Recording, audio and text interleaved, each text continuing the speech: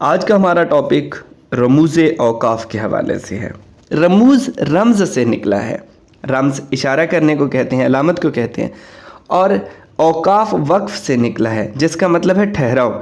تو یہ رموز اوقاف زے کے نیچے زیر لگی ہوئی ہے، رموز اوقاف، یعنی اب زیر جو ہے یہ ہمیشہ یہ جو اضافت ہے یہ کا کے کی کے معنی دیتی ہے، تو ہم کیا کہیں گے؟ وقفے کی علامات۔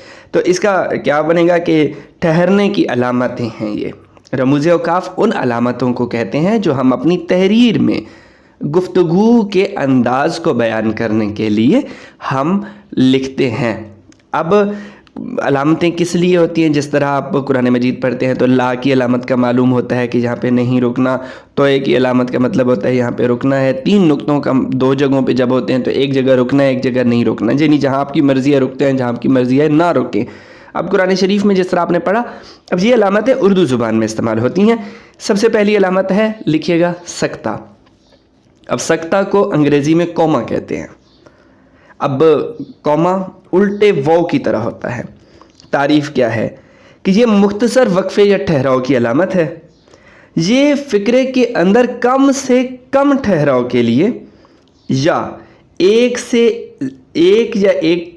زائد ایک جیسی اشیاء کے درمیان فرق بیان کرنے کے لیے، جیسے میں کہتا ہوں اسلم، اکرم اور نوید آئے۔ اب اسلم اکرم، اب اسلم اور ہے، اکرم اور ہے، تو اب اگر ہم اسلم اور اکرم کے درمیان کوما نہیں لگاتے، سکتہ کی علامت نہیں لگاتے، تو ایسا لگے گا اسلم اکرم ایک ہی بندے کا نام ہے۔ یہ سکتہ جو ہے یہ ایک جیسے اسماء کو، یہ ضمائر کو علیحدہ کرنے کے لیے یہ ہوتا ہے، یعنی اس کی علامت یہ آ گئی۔ یہاں تک بات کلیئر ہو گئی۔ نیکسٹ جو ہمارے پاس علامت ہے وہ ہے وقفہ۔ وقفہ جو ہے اس کو انگریزی میں سیمی کولن کہتے ہیں۔ یہ سکتے سے زیادہ ٹھہراؤ کے لیے اور جملے کے بڑے اجزاء کے درمیان سیمی کولن کی علامت، جسے وقفہ کہتے ہیں، استعمال ہوتی ہے۔ مثال کے طور پر ہم کہتے ہیں اسلام ایک عالمگیر مذہب ہے، اس کے بعد وقفہ کی علامت یہ ابد تک رہے گا اور سراسر نجات ہے۔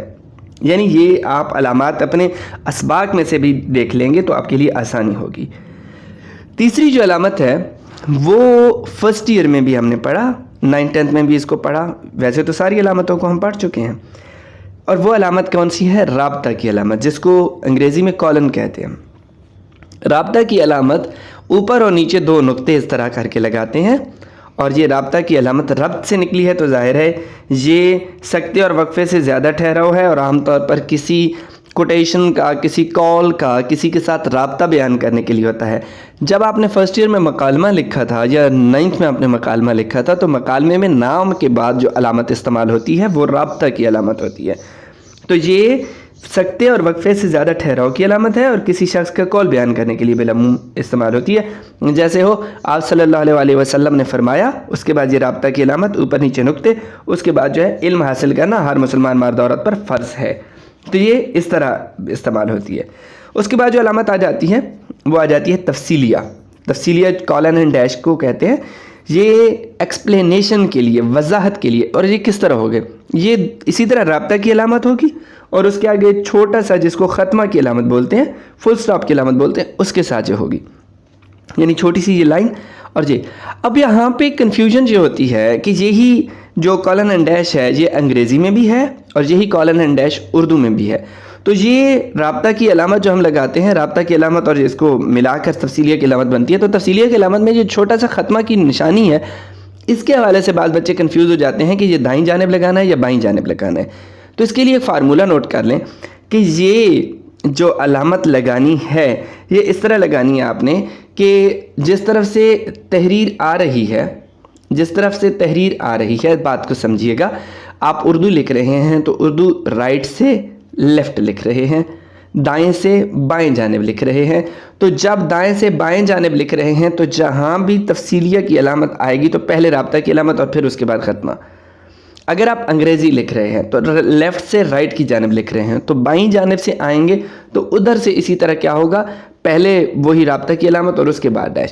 یعنی یہ جو ختمہ کی جیسی چھوٹی سی ایک ڈیش ہے یہ ہمیشہ اس کے بعد جو ہے وہ تفصیل شروع ہوتی ہے۔ تفصیلیہ کی علامت کے لیے یہ نقطہ یاد رکھ لیں۔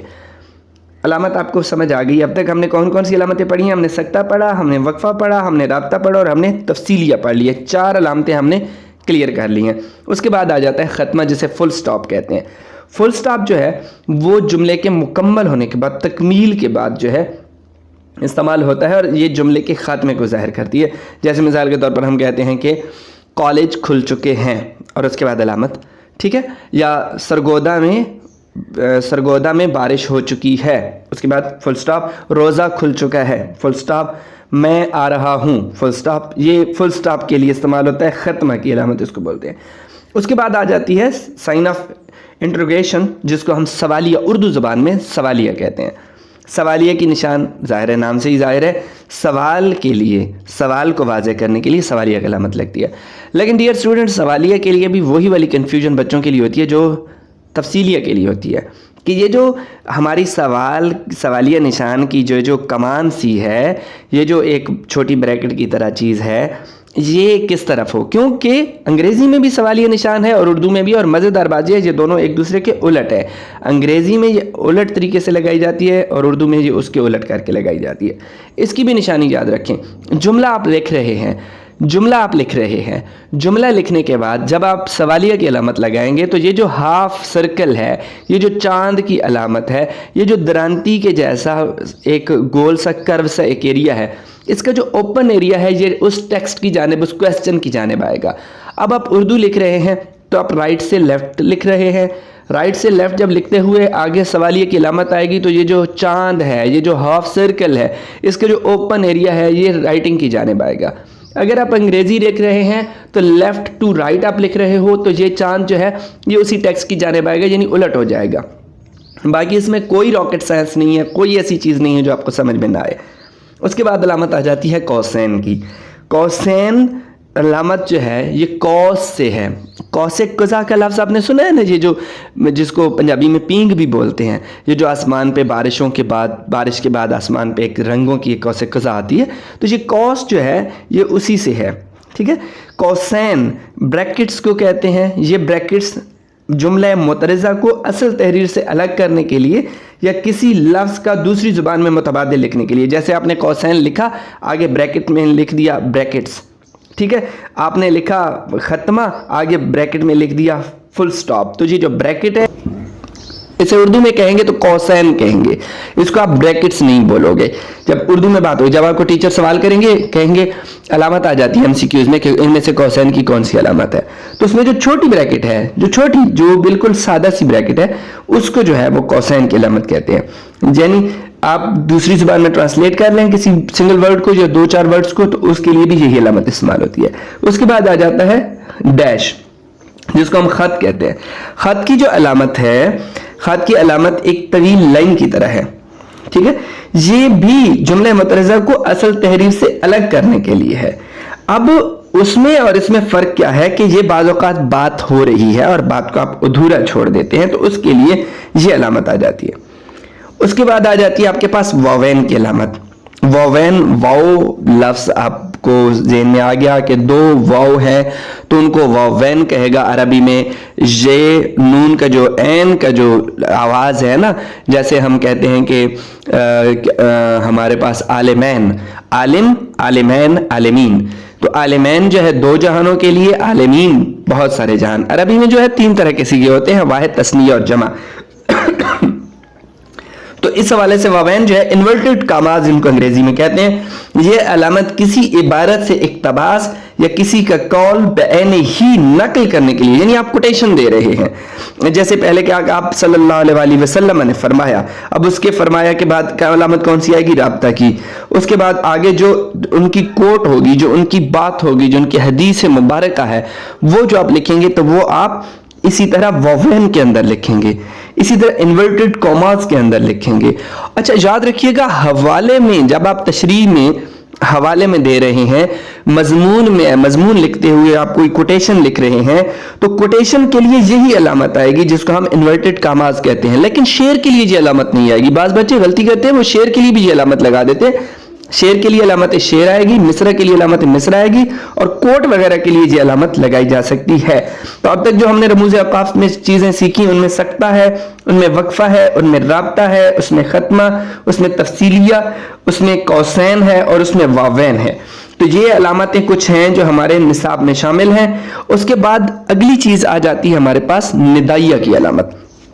ندائیہ کی علامت آپ نے درخواست میں بھی سیکھی کہ جناب علی کے بعد جو علامت لگتی ہے جس کو الف ندائیہ ہم کہتے ہیں, لیکن اس کے لیے ورڈ 3 استعمال ہوتے ہیں. اسی کو فجائیہ بھی کہتے ہیں, اسی کو ندائیہ بھی کہتے ہیں, اور اسی علامت کو استعجابیہ بھی کہتے ہیں. اب علامت ایک ہی ہے, ایک الف کی طرح, اور اس کے نیچے نقطہ ہے, سائن آف ایکسکلیمیشن جس کو بولتے ہیں.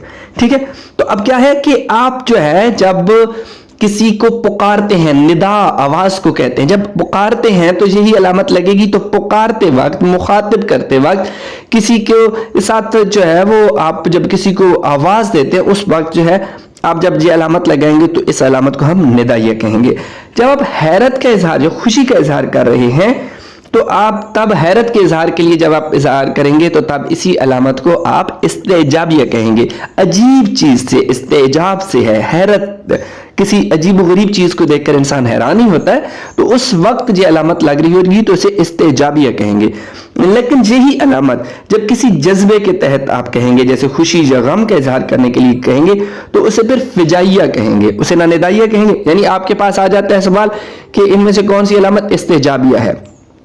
نیچے علامتیں ہیں, ان میں سے جب ندائیہ پہ نظر پڑتی ہے تو آپ کہتے ہیں یہ تو ندائیہ ہے, الف ندائیہ ہم نے اس کو پڑھا. نہیں, الف ندائیہ کو 2 اور ناموں سے بھی مخاطب کیا جاتا ہے, اور ان 2 ناموں میں سے ایک نام استعجابیہ اور ایک نام فجائیہ ہے.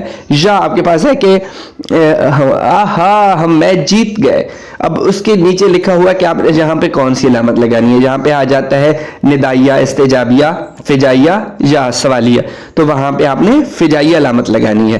یعنی کیا ہے کہ یہاں پہ کیونکہ علامت تو سیم ہے لیکن وہاں پہ جو علامت لگانی ہے اس کے نام جو ہے وہ فجائیہ ہے. امید کرتے ہیں آج کی اس مختصر سی جو گفتگو ہے اس میں آپ کے لیے کچھ نہ کچھ سیکھنے کا ضرور موقع ملا ہوگا. اگر آپ کو رموز اوقاف کے حوالے سے کوئی چیز نہ سمجھ آئی ہو, کوئی بات کیوری رہ گئی ہو, یا کہیں سے آپ نے کوئی بہتر چیز سنی ہوئی ہے اور وہ میرے نالج میں نہیں ہے, تو چونکہ ہم ایسے نہیں ہیں کہ خدا نخواستہ ہمیں ہر بات کا پتہ, ایسی بات نہیں ہے کہ ہمیں ہر بات کا پتہ ہے. بہت ساری چیزیں ہیں, بہت ساری کمیاں کوتاہیاں ہیں جو ہمیں ابھی تک نہیں معلوم. وہ کمنٹ میں آپ ہمیں شیئر کر دیجئے, اپنے تاثرات میں بتا دیجئے تاکہ ہم خود کو امپروو کر لیں, اور آئندہ کی ویڈیو میں تاکہ آپ کی جانب سے اس اضافے کا اعتراف بھی کر لیں. آپ کا بہت شکریہ. اللہ نگہبان.